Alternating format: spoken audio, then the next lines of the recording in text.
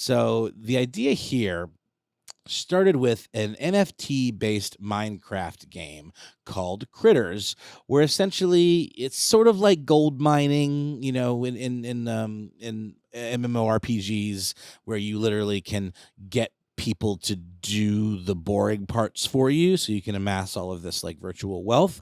Only since it's NFTs, it's based in real wealth. And this guy who goes by the name Big Chief, he has this team, and apparently it's mainly made up of children in the Philippines. History is riddled with unexplained events. You can turn back now or learn the stuff they don't want you to know.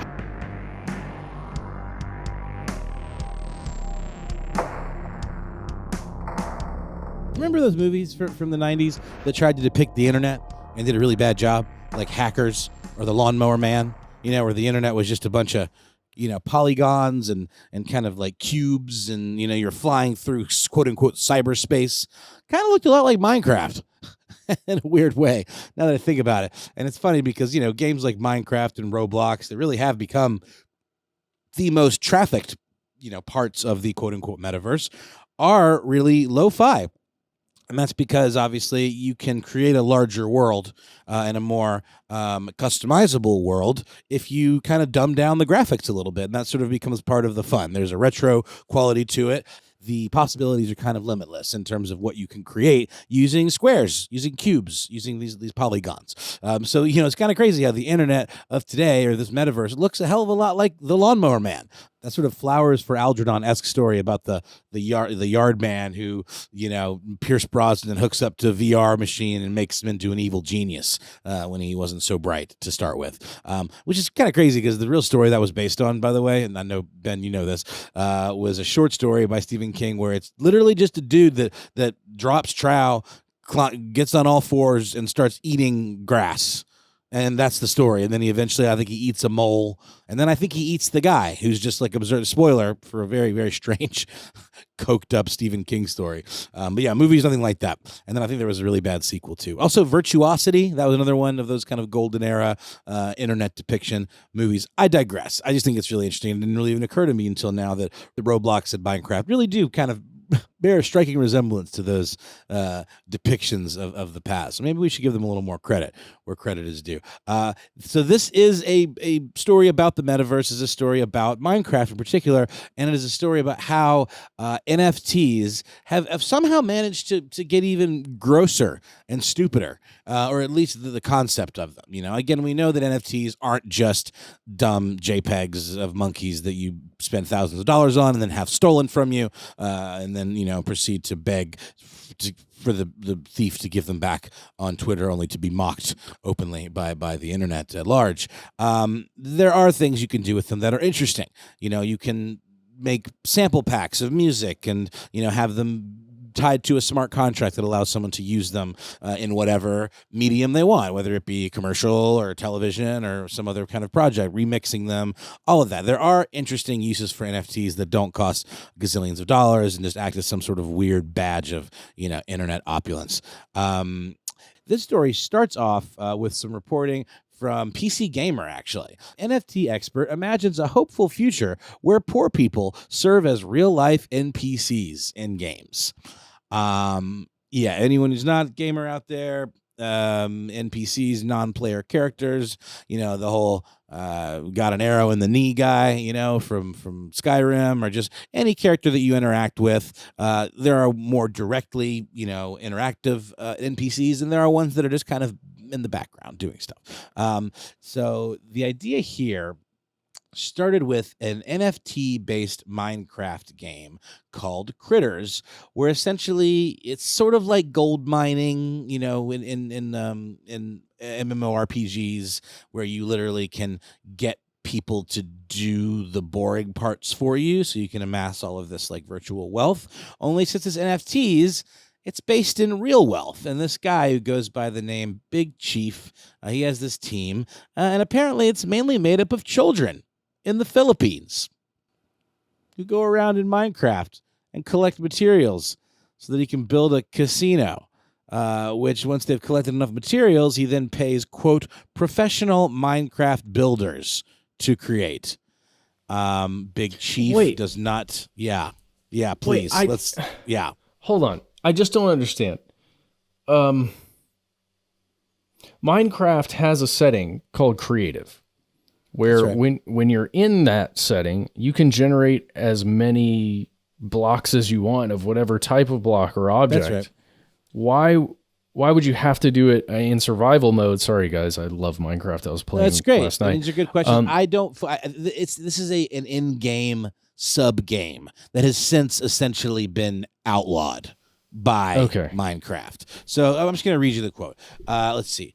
The bulk of the story by the nonprofit journalism organization is about a Minecraft-based NFT game called Critters, which enjoyed enough success in its early days that some players began hiring others to help build their in-game ownings in exchange for a cut of the profits.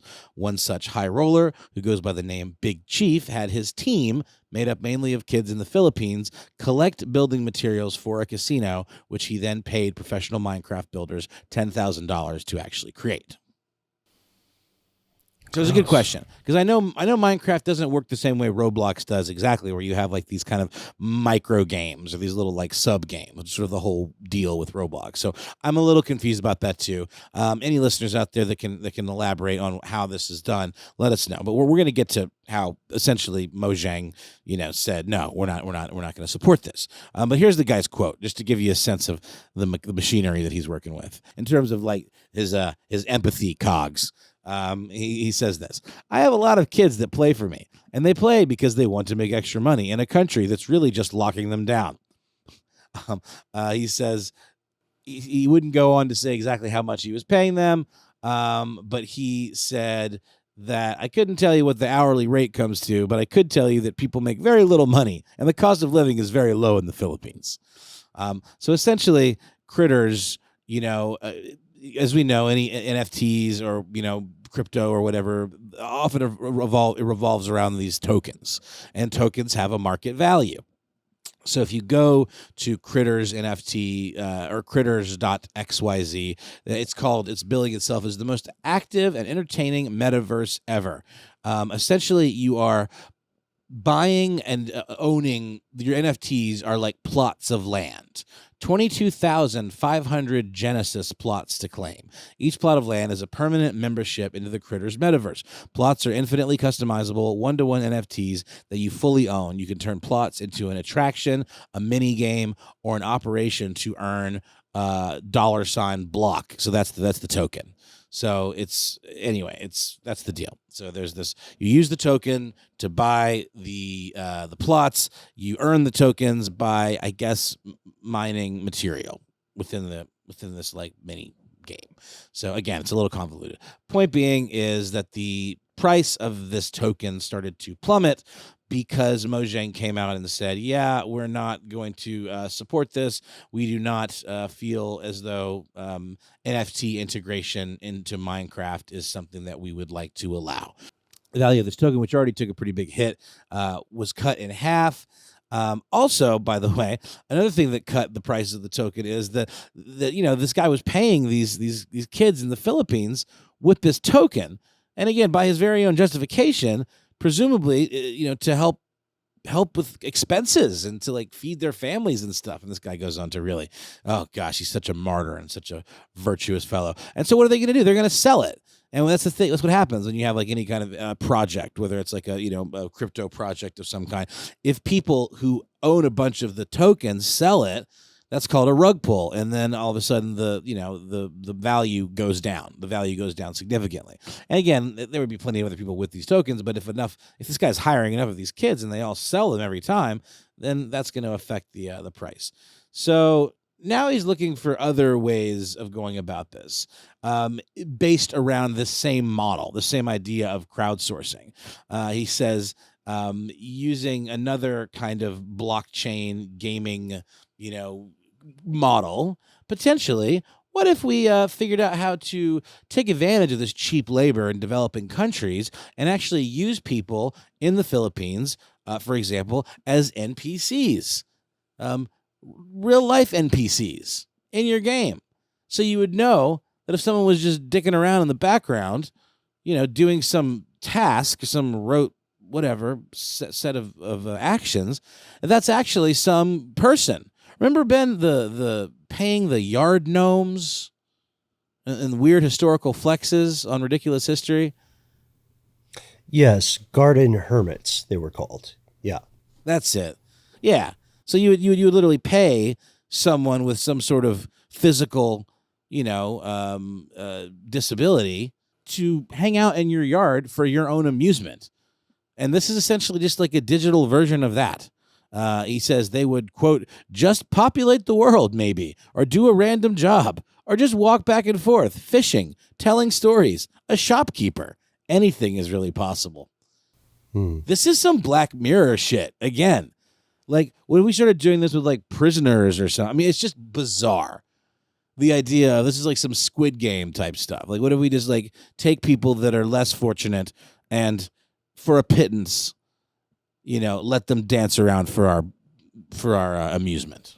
Question, Noel, is Mackay Kosar the same person as Big Chief?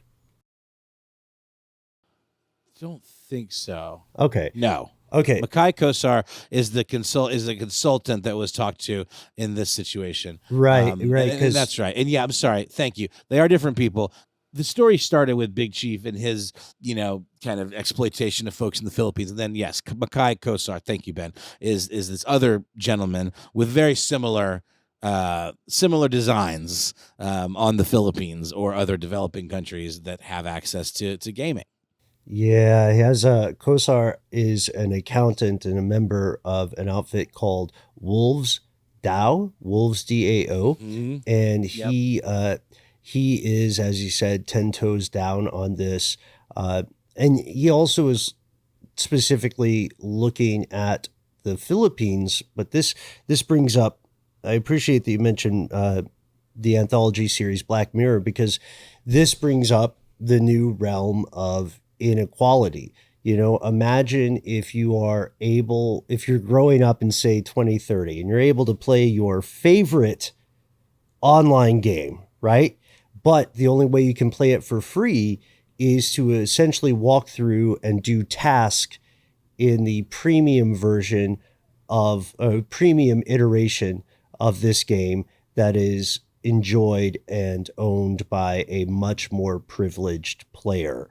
I don't know, it becomes a reign in hell, serve in heaven sort of situation in an incredibly unfair way. But if it is a way for people to have access, then a lot of people are going to say yes to it, with the ethical quandaries and deep, profound problems of it cast aside and bracketed away, because we can already see Big Chief and Kosar very much rationalizing this stuff. Somewhat similar, arguably, to the perspective of Thomas Friedman in The World is Flat.